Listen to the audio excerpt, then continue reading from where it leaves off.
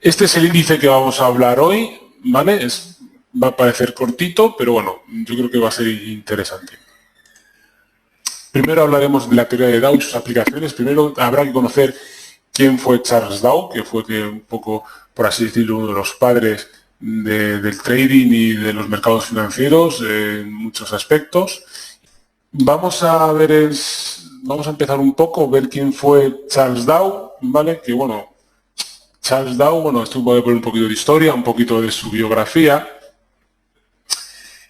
Nació el 6 de noviembre de 1851, es decir, ya llovió bastante desde su nacimiento, y falleció en 1902, ¿vale?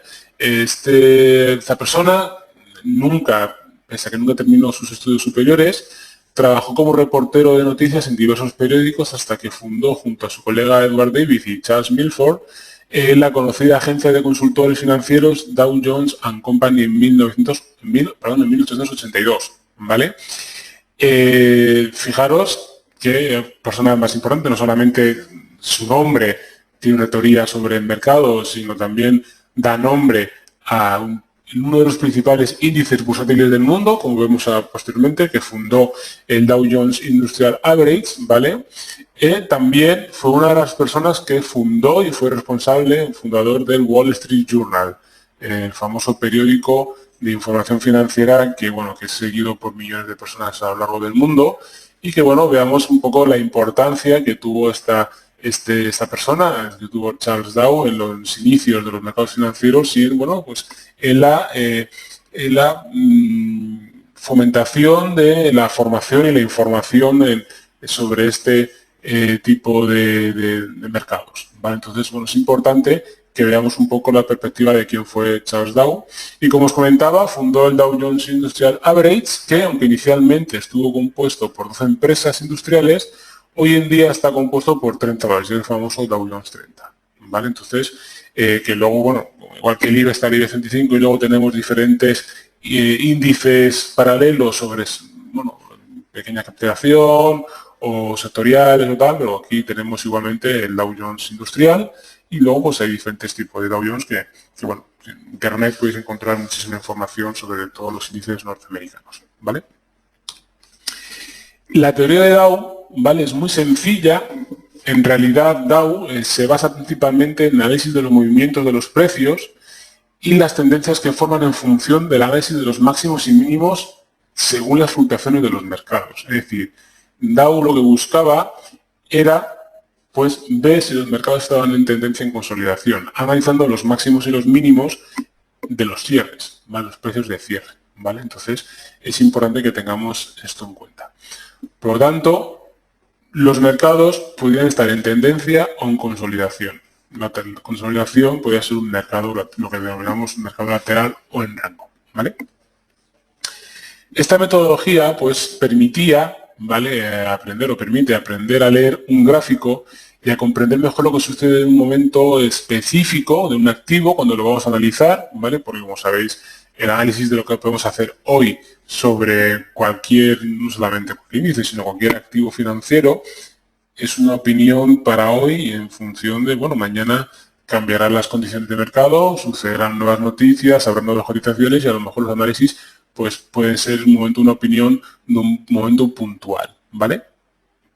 Pero sobre todo, lo que buscaba era identificar la tendencia futura, la tendencia del precio, ¿vale? Esa teoría apoya la creencia común de todos los traders en esas técnicos, es decir, es bastante chartista, en la que el precio del activo y sus variaciones contienen toda la información disponible y anticipada necesaria. Es decir, el precio lo descuenta todo, ¿vale? Yo, obviamente, estoy a favor de esto. El precio, obviamente, cuando vemos el precio de cotización, pues ya en el precio está incluido todas las noticias que se han ido produciendo, pero eso no quiere decir que no tengamos que conocer los motivos por los que el precio está ahí, ¿vale?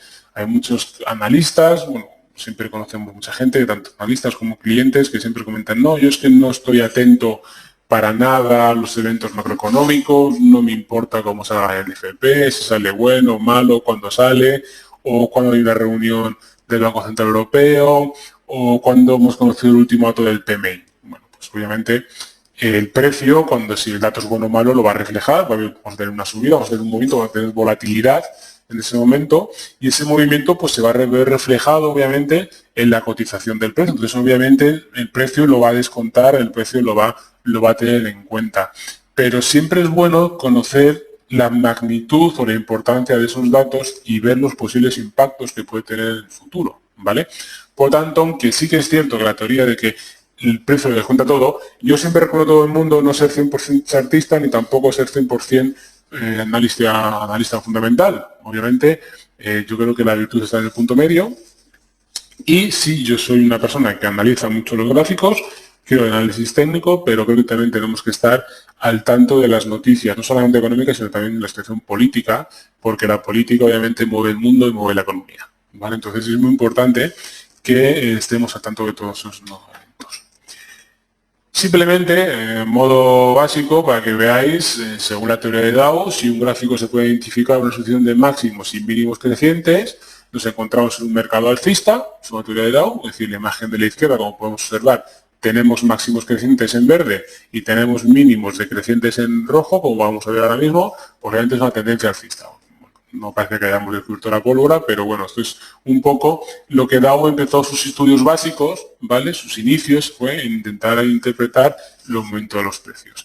Si en cambio en un gráfico se puede identificar sucesión de máximos y mínimos decrecientes, ¿vale?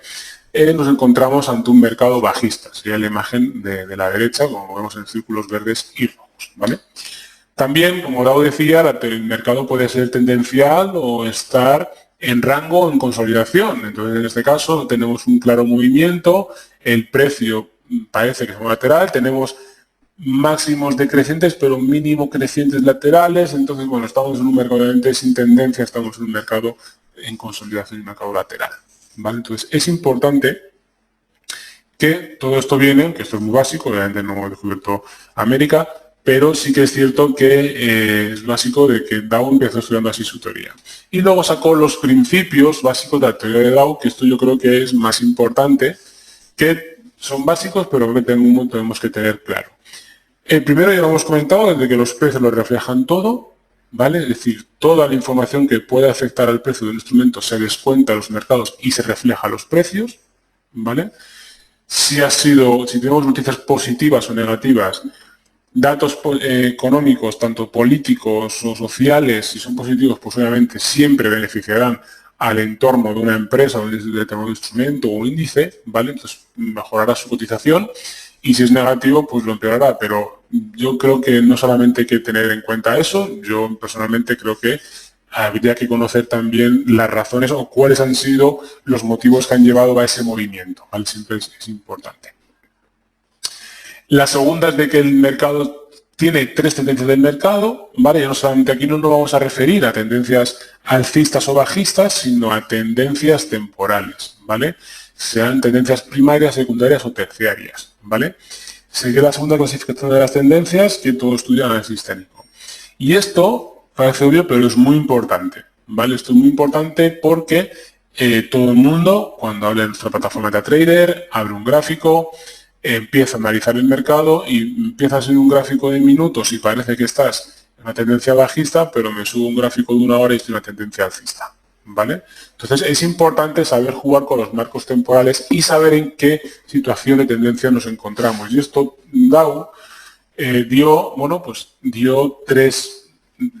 identificó, por así decirlo, tres tendencias, ¿vale? La principal sería la más importante, la que es la principal del mercado, y su duración suele ser superior a un año, ¿vale? Es decir, la duración de esas tendencias. La tendencia secundaria se produce dentro de la primera y generalmente es contraria a la primera, ¿vale? Entonces, dentro de una tendencia, como podemos encontrar en gráficos, podemos encontrar otra tendencia en un gráfico, en un marco temporal más pequeño, ¿vale? En un gráfico mensual veremos una información que no podemos ver en un gráfico de M30 o de M5, ¿vale? Entonces, es importante que conozcamos que la que manda y la más importante siempre es la primaria. La secundaria, como hemos dicho, se produce en toda la primera y es contraria a la primaria y su duración suele ser inferior, pero bastante larga. Es decir, podemos tener una tendencia alcista a largo plazo, pero podemos tirar unos 2 o 3 meses con el mercado cayendo, ¿vale? Y luego la tendencia terciaria o menor, es decir, es la que nos va a reflejar más el ruido, la volatilidad, por así decirlo, y es donde la mayoría de los traders buscan encontrar oportunidades con diferentes operaciones, y muchas veces los scalpers, pues son las tendencias terciarias o menores, o intradía, muchas veces, y bueno, son inferiores a 3 semanas, y también, pues al igual que la terciaria, pues bueno, se puede encontrar dentro de la secundaria, se encuentra dentro de la secundaria, y también puede incluso tener sentido contrario. ¿Vale? Entonces, como podemos observar dentro de la tendencia, podemos encontrar varias tendencias. De hecho, esto se ve aquí claramente, en el cual tenemos una tendencia a largo plazo alcista, pero bueno, dentro del precio no sube línea recta. Tenemos diferentes correcciones porque hacemos máximos y mínimos. Entonces, bueno, según si estamos viendo un gráfico diario o un gráfico de minutos, pues veremos una información u otra. Es más, si yo estoy en este punto, supongamos, a ver si puedo dibujar, por ejemplo, estamos en este punto, tenemos aquí, yo tengo un gráfico más pequeño de esta zona de aquí, ¿vale? Pues si yo estoy en ese punto, tengo una tendencia alcista y a lo mejor aquí claramente veo una tendencia bajista mucho más importante, pero si yo me bajo a un marco temporal más amplio, pues lo que esa tendencia bajista no es nada, simplemente es un retroceso a la tendencia principal, ¿vale? Entonces es importante que, bueno, que tengamos un poco, que conozcamos cómo funciona todo vamos, las tendencias que podemos encontrarnos en el mercado, ¿vale? Luego también Dow, dentro de las tendencias, identifica diferentes fases de las tendencias, ¿vale? Y las divide en 3 fases, ¿vale? Sobre todo se centra en la tendencia primaria, que es, como digo, la importante. La tendencia primaria alcista tiene 3 fases. La primera de acumulación, la segunda tendencia y la última de euforia, ¿vale? La acumulación, estamos en un momento en el que el mercado, bueno, pues está en un poco rango lateral, empieza poco a poco a cambiar, a romper ese rango lateral, a tener una leve inclinación a un sesgo alcista. La fase de tendencia sería la fase claramente la que tenemos una tendencia clara, que suele ser la más larga, y luego la fase de euforia suele ser donde, bueno, pues ya es el último coletazo, por así decirlo, el último coletazo que tiene esta tendencia, en la cual, bueno, luego veremos también las ondas de Elliott, creo que también lo comentamos, en la cual es el momento, la fase de euforia generalmente es el momento en el que los grandes inversores empiezan a vender, empiezan a abrir posiciones cortas, en cambio mientras el minorista se suba a la ola tarde, por así decirlo, y es cuando tiene las pérdidas, ¿vale? Entonces es importante identificar en qué fase de tendencia principal nos encontramos, porque si estamos en la fase de euforia, mejor no entrar. El último, como siempre se dice, el último euro para el banco, ¿vale? Y en tendencia bajista, pues tenemos lo mismo, pues serían distribución, fase de tendencia y fase de pánico, ¿vale? La distribución ya vendría después de la fase de euforia, empezaríamos a ponernos lateral, empezamos poco a poco a tener un sesgo bajista. La tendencia bajista, la fase de tendencia es la tendencia bajista en sí, y la fase de pánico sería cuando ya hemos roto todos los soportes de los mínimos y el mercado cae sin ningún tipo de control, y rápidamente pues ahí sería un momento en el que ya muchas personas empiezan a encontrar que el mercado está barato, empiezan a abrir los grandes capitales, pues pueden abrir posiciones contrarias de compra y girar el mercado, pasando de una fase de pánico a una fase de acumulación, ¿vale? Pasaríamos a una fase de acumulación. Se puede comprobar que este tercer principio aplica la psicología y se adelanta a la teoría de Elliott, ¿vale? Es decir, porque luego Elliott de las ondas, pues sí que comenta también un poco esta situación, sería como su onda 5, por así decirlo, luego lo veremos. El principio de confirmación, ¿vale? Dow explica que cuando los dos índices, como el Dow Jones Industrial y el Dow Jones de Transportes, están de acuerdo con la tendencia, el mercado sigue esa tendencia, es decir, siempre buscas la confirmación de otro índice, pues, similar, que nos dé esa confirmación. Si ya vemos que ya no hay una tendencia clara que un índice contradice al otro, se puede encontrar, ¿vale?, una señal, por así decirlo, un periodo de confusión o turbulencia entrando en una fase de no confirmación, ¿vale?, dejando de existir una clara tendencia, lo que es indicio de que puede haber un cambio de la tendencia, ¿vale? Y esto, ¿vale? Sería lo que es su origen, aplica el principio de concepto de divergencia.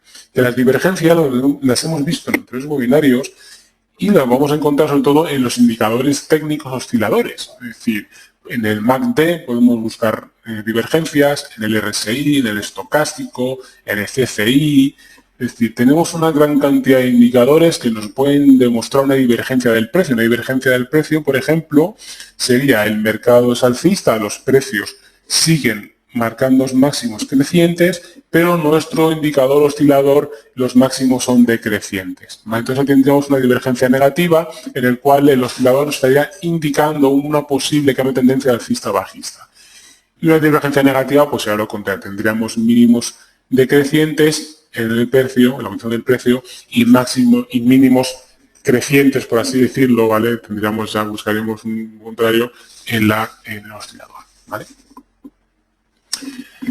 El quinto principio de la teoría de Dow, ¿vale?, es de que el volumen debe confirmar la tendencia, ¿vale? Y esto, pues volvemos a lo mismo, y esto es más importante de lo que la gente se piensa, y bueno, es importante que conozcamos cuál es el volumen de negociación real que estamos haciendo en ese movimiento, ¿vale?